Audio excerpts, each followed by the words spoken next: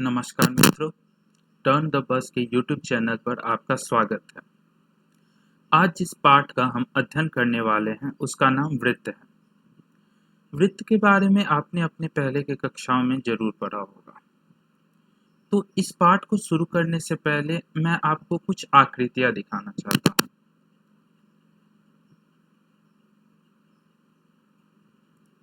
तो यहाँ पर आप देख पा रहे होंगे कि यहाँ 7 आकृतियां हैं। ऊपर की आकृति, ऊपर 3 आकृति है और नीचे 4 आकृति है। ऊपर और नीचे के आकृतियों में आप देखते ही अंतर बता पा रहे हो। ऊपर की आकृतियों में क्या है, 4 भुजाएं हैं और नीचे की सभी आकृतियों में 3 भुजाएं हैं। इसलिए ऊपर की जो आकृतियां हैं वो चतुर्भुज हैं और नीचे की आकृतियां हैं वो त्रिभुज हैं। तो आप देखते ही बता पा रहे हैं कि ऊपर और नीचे की आकृतियों में क्या अंतर है, क्योंकि आप इनके गुणों को देख पा रहे हैं। यानी कि किसी आकृति को पहचानने के लिए आप उनके गुणों को देखते हैं। अगर आप उनके गुणों को पहचान पा रहे हैं तो आप उस आकृति को पहचान पा रहे हैं। अगर ऊपर की पहली आकृति को देखते हैं, अगर इसमें 4 भुजाएं ना होके इसमें 3 ही भुजाएं होती तो ये आकृति त्रिभुज हो जाती। ठीक है, यानी 4 भुजाएं हैं तो ये चतुर्भुज है। तो सिर्फ एक गुण से आप किसी चतुर्भुज को पहचान पा रहे हैं। अगर हम और गुण जोड़ते जाएंगे और विशेष गुण जोड़ते जाएंगे तो आकृतियां और विशेष होते जाएंगी। जैसे कि आप ऊपर देख पा रहे होंगे कि ऊपर 3 आकृतियां हैं, तीनों चतुर्भुज हैं, लेकिन जो दूसरी आकृति है और जो तीसरी आकृति है, चतुर्भुज होने के साथ साथ उनमें कुछ और भी गुण हैं। वो क्या गुण है, तो आप पहले दूसरी आकृति पर ध्यान दें। ठीक है, ये जो दूसरी आकृति है आप इस पर ध्यान दें। यहाँ पर आप देख पा रहे होंगे कि जो चारों भुजाएं हैं इस चतुर्भुज की वो बराबर हैं। ये हो गया दूसरा गुण। पहला गुण की इसमें 4 भुजाएं हैं, दूसरा गुण की इसकी चारों भुजाएं बराबर हैं, और तीसरा गुण की जो चारों इसके कोण होंगे वो 90 डिग्री होंगे। तो आप क्या देख पा रहे हैं कि सिर्फ 3 गुणों से आप बता पा रहे हैं कि ये एक विशेष तरह का चतुर्भुज है, और इस विशेष तरह के चतुर्भुज का एक विशेष नाम है जिसे हम कहते हैं वर्ग।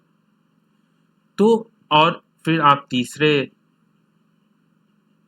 आकृति में आ जाएं। इसमें क्या हम देख पा रहे हैं कि जो भुजाएं विपरीत में हैं वो बराबर है। ठीक है, अगर हम इसका नाम करें इस चतुर्भुज का ABCD, तो AB बराबर DC है और AD बराबर BC है। ठीक है, तो और इसमें भी जो चारों कोण होंगे वो 90 डिग्री के बराबर होंगे। यानी कि आप क्या देख रहे हैं कि आप गुण जोड़ते जा रहे हैं, आकृति विशेष होते जा रही है और उस आकृति का अपना एक अलग पहचान होते जा रहा है। या इसे हम दूसरे शब्दों में कह सकते हैं कि आकृति को पहचानने के लिए आप उनके जितने भी गुण हैं उनको आप देख रहे हैं। आप जितने गुण पहचानेंगे आप उतना ही करीब पहुंचेंगे उस आकृति को पहचानने। तो अब नीचे की आकृतियों में आ जाएं। ठीक है, तो नीचे के दूसरी जो आकृति है ये भी एक त्रिभुज है, लेकिन इसकी तीनों भुजाएं बराबर हैं। ये इसका दूसरा गुण है, तो इसलिए कैसा हो जाएगा, समभुज त्रिभुज। दूसरे वाले आकृति जो तीसरी वाली आकृति है इसमें जो 2 भुजाएं हैं वो बराबर होंगी, इसलिए ये समद्विबाहु त्रिभुज होगी। तीसरे वाले त्रिभुज में एक जो कोण होगा वो 90 डिग्री होगा, इससे ये समकोण त्रिभुज होगा। तो किसी भी आकृति में आप गुण देख रहे हैं तो उस आकृति को पहचान पा रहे हैं। तो हर आकृति का अपना एक विशेष गुण है। तो उसी प्रकार जो वृत्त है, अब हम अपने पाठ की ओर जाते हैं, तो उसी प्रकार जो वृत्त है वो भी एक आकृति है। उसके भी कुछ खास गुण होंगे। उन गुणों से हम बता पाएंगे कि कोई एक दी हुई आकृति वृत्त है या नहीं है। अगर वो गुण नहीं मिलेंगे तो वो वृत्त नहीं होगी। अगर वो गुण मिल जाते हैं तो वो एक वृत्त होगा। तो वो कौन से गुण हैं जो वृत्त के पास होते हैं, चलिए हम देखते हैं।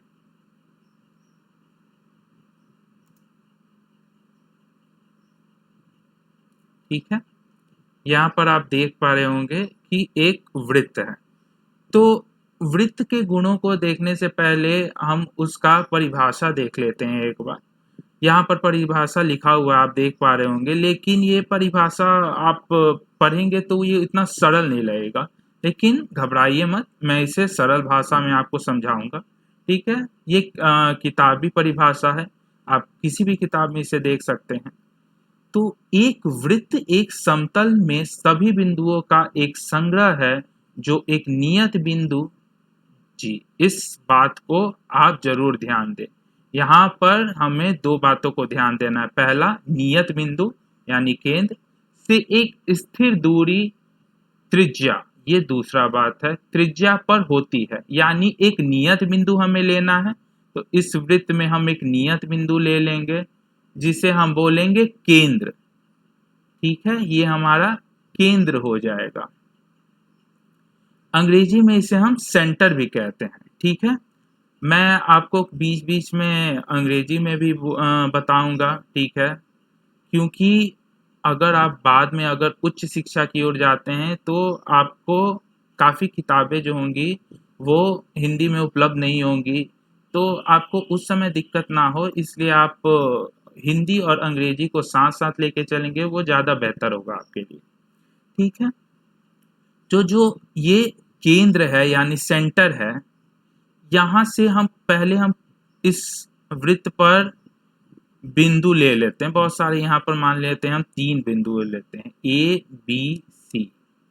तो वृत्त का वृत्त का कौन सा गुण है जो उसे खास बनाता है कि जो केंद्र से जो वृत्त पर दूरी होगी वो हमेशा बराबर होती है। जिस उस दूरी को हम क्या कहते हैं, त्रिज्या या फिर रेडियस, यानी हम उसे आर मान लेते हैं। ठीक है, तो ओए जो होगा वो बराबर होगा ओबी के, और वो बराबर होगा ओसी के। कोई भी आप बिंदु लें, यहाँ पर मैं बिंदु ले लेता हूँ डी बिंदु, तो ये भी जो केंद्र से इसकी दूरी होगी वो आर के बराबर ही होगी, यानी ओए के बराबर ही होंगी। ठीक है, तो ये वृत्त का बहुत ही इम्पोर्टेंट प्रॉपर्टी है। ठीक है, तो आप बोलेंगे ये तो बहुत सरल चीज है, इसमें तो कुछ ऐसा विशेष नहीं है। तो मैं आपको इसका एक एग्जाम्पल से समझाना चाहता हूँ क्यों ये इतना विशेष है। ये बात इतना क्यों विशेष है कि केंद्र से वृत्त पर दूरी हमेशा बराबर होती है। आप देख पा रहे होंगे यहाँ पर एक मैंने आकृति बनाई है। ठीक है, देखने में ये भी एक वृत्त की तरह लग रही है, लेकिन केंद्र से, ठीक है, पॉइंट जो बिंदु ए है और जो बिंदु बी मान लेते हैं, तो बिंदु ए की दूरी मान लेते हैं 7 सेंटीमीटर है और बिंदु बी की दूरी 6 सेंटीमीटर है। तो केंद्र से जो इस आकृति पर दो बिंदुओं की दूरी है वो अलग अलग हो, तो अगर अलग अलग होंगी तो वो चाहे दिखने में लगभग वृत्त की तरह लगे, लेकिन वो वृत्त नहीं होगा। ठीक है, तो वृत्त के लिए होने के लिए क्या जरूरी है कि केंद्र से वृत्त पर दूरी हमेशा बराबर रहे, यानी कि रेडियस यानी त्रिज्या हमेशा बराबर होगी। ठीक है, तो ये हो गया वृत्त का परिभाषा। यहाँ पर हमने दो चीजों के बारे में जाना, केंद्र के बारे में और त्रिज्या के बारे में। ठीक है, अब वृत्त से जुड़े कुछ और परिभाषाएं हम देखेंगे आगे। तो कुछ और परिभाषाएं देखने से पहले मैं चाहता हूं कि आप एक छोटा सा प्रयोग देखें। ठीक है, आप क्या करें कि आप अपने कॉपी में मेरे साथ साथ, मैं तो यहाँ दिखाऊंगा ही, लेकिन मैं चाहता हूँ कि आप भी अपने कॉपी पर मेरे साथ साथ करें इस प्रयोग को, ताकि आप बेहतर समझ पाए। तो सबसे पहले आप क्या करें कि आप एक वृत्त बना लें। मैं इन तीनों जो इस परिस्थितियां हैं इन तीनों को यहाँ पर नंबर दे रहा हूं, ये परिस्थिति 1 2 3, ठीक है। तो आप क्या करें, आप एक रेखा लें और एक वृत्त लें, ठीक है। और एक रेखा और एक वृत्त को आप कितने तरीके से एक कॉपी पर ड्रॉ कर सकते हैं आप देखें, ठीक है। तो आप पाएंगे कि सिर्फ 3 परिस्थितियां उत्पन्न हो रही है, यानी सिर्फ 3 तरीके से आप ड्रॉ कर सकते हैं। वो 3 परिस्थितियां क्या होंगी? जब हमारा जो रेखा है और हमारा जो वृत्त है वो कहीं पर भी सटे ना, ठीक है। उन दोनों में कहीं पर भी ये जो रेखा है वो कहीं पर भी वृत्त को प्रतिच्छेद ना करे, यानी इस रेखा को हम तब क्या कहेंगे? अप्रतिच्छेदी रेखा। दूसरा हमारा क्या कंडीशन होगा, दूसरा हमारा परिस्थिति क्या उत्पन्न होगा कि ये जो रेखा है इस वृत्त को 2 बिंदुओं पर प्रतिच्छेद करे, ठीक है, 2 बिंदुओं पर प्रतिच्छेद करे। और तीसरी परिस्थिति क्या उत्पन्न होगी कि सिर्फ एक बिंदु पर प्रतिच्छेद करे। क्या इसके अलावा आप कोई और परिस्थिति ढूंढ सकते हैं? मैं चाहूंगा कि आप सोचें, ठीक है। लेकिन कुछ बच्चे कहेंगे कि अगर पहला जो हमारा आकृति है या पहली जो परिस्थिति हो रही है उसमें बोलेंगे कि सर अगर मैं यहाँ रेखा खींच देता हूँ, ये तो फिर दूसरी परिस्थिति हो गई, ये एक अलग परिस्थिति हो गई। नहीं, ये परिस्थिति और ये परिस्थिति बराबर है, क्योंकि दोनों में जो हमारा रेखा है वो हमारे वृत्त को कहीं भी प्रतिच्छेद नहीं कर रहा है। ऐसे रेखाओं को हम क्या बोलते हैं? अप्रतिच्छेदी रेखा, ठीक है, यानी जो वृत्त को कहीं प्रतिच्छेद ना करे, ठीक है। तो पहला जो परिस्थिति हो रहा है इसके बारे में हमें ज्यादा ध्यान नहीं देना है, ठीक है, ये ज्यादा इम्पोर्टेंट नहीं है। जो हमारी दूसरी परिस्थिति और तीसरी, खासकर जो तीसरी परिस्थिति पैदा हो रही है वो ज्यादा इम्पोर्टेंट है, ठीक है। तो दूसरी परिस्थिति में क्या हो रहा है कि जो हमारा रेखा है वो वृत्त को 2 बिंदुओं पर प्रतिच्छेद कर रहा है। तो 2 बिंदुओं पर प्रतिच्छेद कर रहा है, ऐसा मालूम आपको पड़ रहा होगा कि ये जो रेखा है वो इस वृत्त को छेदते हुए जा रही है, इसलिए इस रेखा का खास नाम है छेदक रेखा, ठीक है। इस रेखा का क्या नाम है? छेदक रेखा, ठीक है। ऐसा रेखा जो वृत्त को 2 बिंदुओं पर प्रतिच्छेद करे उसे हम छेदक रेखा कहते हैं, ठीक है।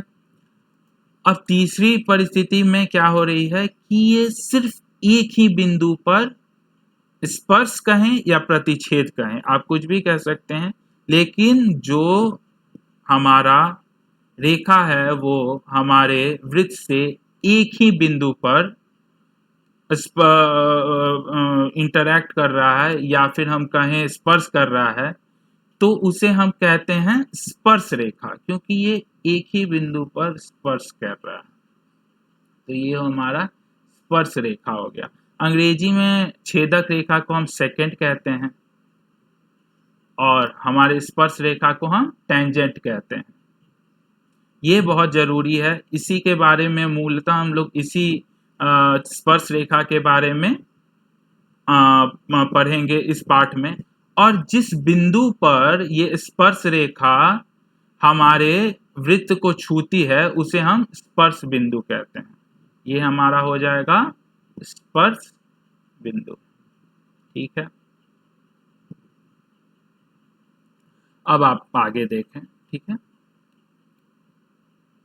तो आपने जान लिया कि छेदक रेखा क्या होती है, आपने जान लिया स्पर्श रेखा क्या होती है, ठीक। यहाँ पर आप उनके परिभाषाओं को भी देख पा रहे होंगे, आप इसका स्क्रीनशॉट चाहें तो ले सकते हैं, ठीक है। तो और कुछ परिभाषाएं हैं जो मैं आपको दिखाना चाहता हूं, उसके लिए मैं यहाँ पर एक बनाता हूं वृत्त। तो आपने जान लिया कि ये जो हमारा है ये केंद्र है। केंद्र से किसी भी बिंदु पर हम कहते हैं, इसे त्रिज्या कहते हैं, यानी रेडियस जान गए, केंद्र जान गए। ठीक है, ये हमारा क्या हो गया, छेदक रेखा जान गए आप। ठीक है, फिर से ये आपका, ये हमारा हो गया स्पर्श रेखा, आप जान गए एक बिंदु पर स्पर्श करेगा। ठीक है, अगर इस छेदक रेखा को आप देखें, अगर इस ये छेदक रेखा हमारे वृत्त को चीरते हुए जा रही है, बाहर भी जा रही है, इस छेदक रेखा ये जो है ये वृत्त के बाहर भी जा रही है। अगर हम इसे सिर्फ वृत्त तक सीमित कर दें तो इसका खास नाम हो जाता है, जिसे हम कहते हैं कॉर्ड या फिर जीवा। ठीक है, अगर छेदक रेखा को सिर्फ हम वृत्त तक सीमित कर दें तो उसका नाम हो जाता है जीवा। ये एक जीवा हो गई, ये भी एक जीवा होगी। ठीक है, अब जो सबसे लंबी जीवा हो सकती है वो क्या, कौन सी हो सकती है, जो केंद्र से जाए। और इस जो सबसे लंबी जीवा है इसका एक खास नाम है जिसे हम कहते हैं व्यास। ठीक है, यानी डायमीटर। जो सबसे लंबी जीवा होती है उसे हम कहते हैं डायमीटर, उसे हम डायमीटर या डी कह देते हैं। तो जो डायमीटर है या व्यास है वो जो हमारी त्रिज्या है उससे दोगुनी होती है। ठीक है, 2 इंटू आर हमारा किसके बराबर होगा, व्यास के बराबर। ठीक है, ये कुछ परिभाषाएं हो गई। अब हम आगे चलते हैं, स्पर्श रेखा के कुछ खास गुण होते हैं वो हम देख लेते हैं। ठीक है, तो एक वृत्त पर एक बिंदु से, यहां पर आप पढ़ पा रहे होंगे, एक वृत्त पर एक बिंदु से केवल एक स्पर्श रेखा हो सकती है। ये बहुत जरूरी है। ठीक है, इसे आप बिल्कुल हमेशा ध्यान में रखेंगे। ठीक है, तो इसे हम कैसे समझ सकते हैं, इसे हम कैसे देख सकते हैं कि ये बिल्कुल सही है या गलत है। तो इसको समझने के लिए हम क्या करेंगे, फिर से एक प्रयोग करेंगे। ठीक है, ये प्रयोग आप आकृति 1 और आकृति 2 में देख पा रहे होंगे। आप यहाँ से समझ नहीं पा रहे होंगे कि यहाँ क्या हो पा रहा है, तो इसे हम तोड़ के धीरे धीरे समझते हैं। ठीक है, तो आप उसको समझने के लिए हम क्या करते हैं, फिर से एक वृत्त बनाते हैं। तो हमें क्या यहां समझना है कि एक बिंदु से सिर्फ एक स्पर्श रेखा होके गुजर सकते हैं। इस बिंदु को हम P बोलते हैं। तो इसको समझने के लिए हम क्या करते हैं, सबसे पहले तो हम एक छेदक रेखा बनाते हैं। ठीक है, इस P बिंदु से, जिसे हम XY कहते हैं। ये हमारे वृत्त को Q0 या Q0 पॉइंट पर प्रतिच्छेद करती है, मान लेते हैं। अब हम क्या करेंगे कि P पॉइंट को स्थिर रखते हुए इस रेखा को हम घुमाएंगे, या फिर घड़ी की दिशा में या घड़ी के दूसरी दिशा में। ठीक है, तो हम इसे घुमाते हैं, मान लेते हैं, थोड़ा सा घुमाते हैं। ये P पॉइंट पर ही है यहाँ पर। तो यहाँ पर आप देखेंगे कि ये पहले P पॉइंट से जहां पर ये वृत्त को प्रतिच्छेद करे थी वो दूरी ज्यादा थी। अब धीरे धीरे वो दूरी यहाँ कम हो गई। ये दूरी आप देख पा रहे होंगे कम होगी इस दूरी के अपेक्षा में। ठीक है, तो इसे हम Q1 बोलते हैं। और हम थोड़ा घुमाते हैं, अब दूरी और कम हो गई। ठीक है, और हम घुमाते हैं, अब दूरी और कम हो गई। आप देख पा रहे होंगे यहाँ पर। और घुमाएंगे तो आप देखेंगे कि ये स्पर्श करते हुए जाती है। तो एक बिंदु पर आप जितने भी रेखाएं उस बिंदु से गुजर सकती हैं सभी को हम बनाते हैं। ठीक है, तो हम देखते हैं कि सिर्फ एक ही ऐसी रेखा बन पा रही है जो कि उसे वृत्त को उस बिंदु से स्पर्श करते हुए गुजर रही है। तो यहाँ से हम क्या जान, और अगर हम ज़्यादा इसे फिर हम घुमाएंगे तो ये दूसरी ओर चली जाएगी। अब ये इस ओर प्रतिच्छेद करेगी, और घुमाएंगे तो और दूसरी ओर जाएगी। ठीक है, इसका मतलब सिर्फ एक ही स्पर्श रेखा हो सकती है एक बिंदु पर, क्योंकि इससे जैसे हम घड़ी की दिशा में और घुमाएंगे तो ये दो बिंदुओं पर प्रतिच्छेद कर देगी, तो वो छेदक रेखा हो जाएगी, वो स्पर्श रेखा नहीं रहेगी। ठीक है, यानी कि स्पर्श रेखा एक ही हो सकती है एक बिंदु पर एक वृत्त में। ठीक है, इस बात को आप हमेशा ध्यान रखेंगे। ठीक है, अब हम दूसरे आकृति में देखते हैं। तो दूसरे आकृति में हम क्या कर रहे हैं, सेम चीज को हम लोग प्रूफ कर रहे हैं। ठीक है, लेकिन दूसरे तरीके से। तो इसमें हम क्या कर रहे हैं कि एक रेखा ले रहे हैं। ठीक है, एक रेखा ले लिए हम लोग पी क्यू। ठीक है, इसके हम समानांतर रेखा बनाते जा रहे हैं। ठीक है, इसके जब हम समानांतर रेखा बनाते जाएंगे तो अंततः हम उस रेखा पर पहुंच जाएंगे जो कि वृत्त को स्पर्श करते हुए जा पा रही है। ठीक है, अब इससे जैसे हम आगे जाएंगे तो यहाँ पर देख रहे होंगे कि ये वृत्त से कहीं भी स्पर्श नहीं कर रही है या कहीं भी वृत्त से सट नहीं रही है। अंदर जाएंगे तो वो छेदक रेखा हो जाएगी।